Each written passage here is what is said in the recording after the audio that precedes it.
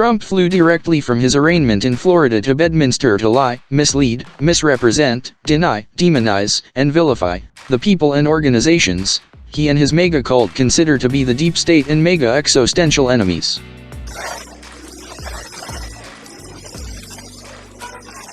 Well, thank you very much. Thank you. It's a great honor to have you here. And today we witness the most evil and heinous abuse of power in the history of our country.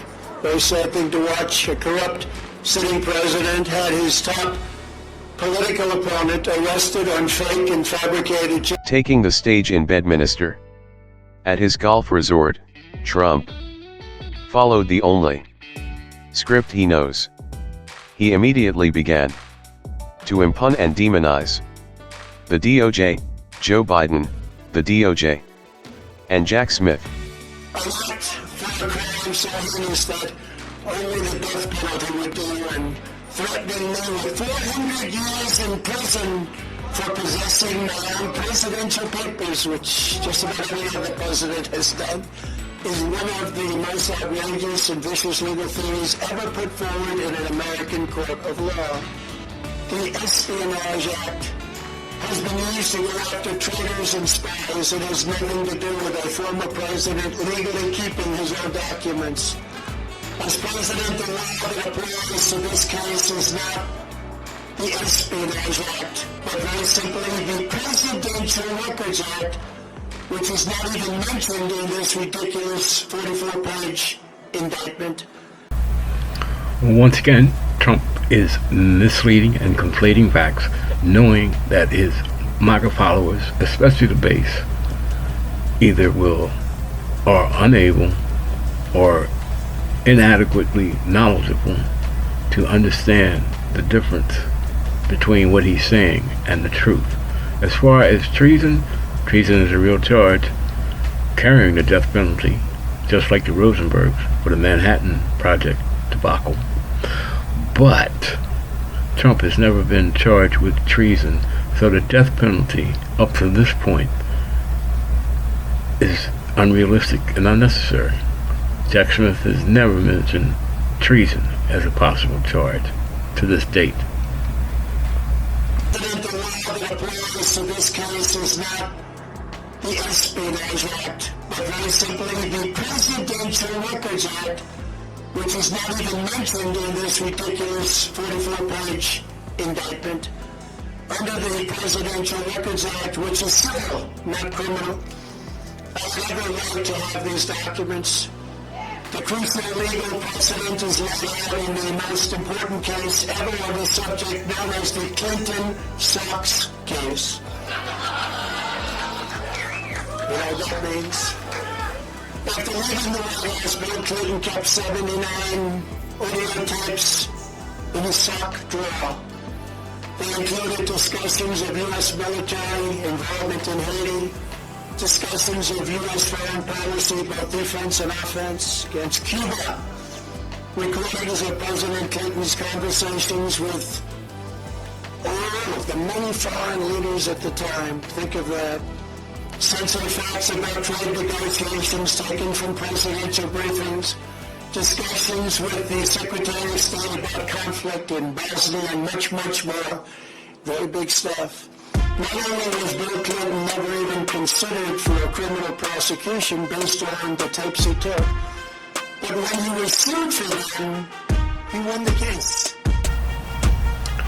The Clinton Socks case was a real case that did go before the Supreme Court, but Trump is misrepresenting the outcome of that case.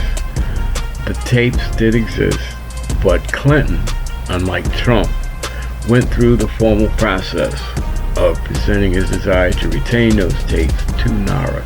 NARA approved. Clinton got to keep the tapes.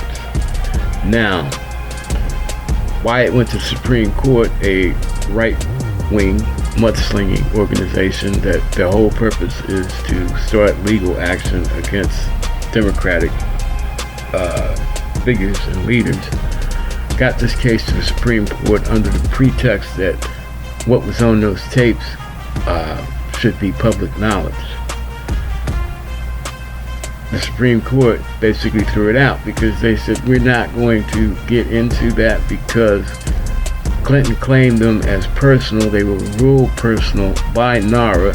Clinton retained the tapes as he was legally allowed to do, and because they are personal, there is no need for public knowledge.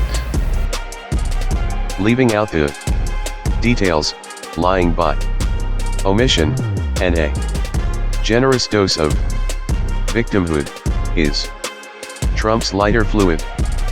He isn't ashamed of igniting violence.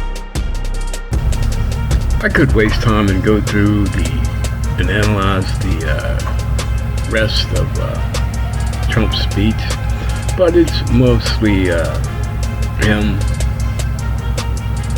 being degrading and demeaning about the people he thinks are the ones that are out to get him. Merrick Garland, Jack Smith,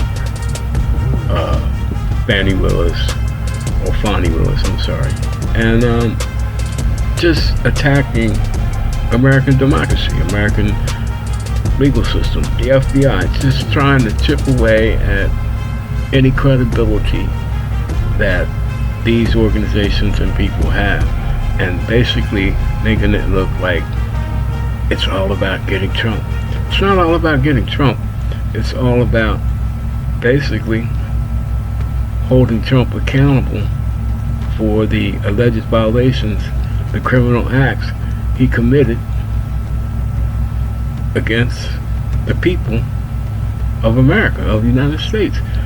The infractions that he committed or that he had committed against the Constitution. If America is supposed to survive without any, there's one thing to evolve under one set form of government. It's another thing to throw out that form and bring in another. And Trump definitely has no respect for the Constitution. He has no respect for democracy. Trumpism, MAGA, is a whole new thing. They want that to be the government of the United States. And there's just not enough there for everybody because it's all about them. Well, that's it for now. I hope you got something out of this. You might even have enjoyed it. I kind of like making it. But what I really want to ask you to do is, if you can, think about it. You know, after watching this, if you haven't subscribed to my channel, hit subscribe. And if you think about it, hit the like button. I don't ask people for money, but if you do these couple little things, I'll make a little change every now and then. But if you don't, it's not going to stop me from doing this. So until next time, peace out and God bless from Uncle Ricky at Uncle Ricky's house.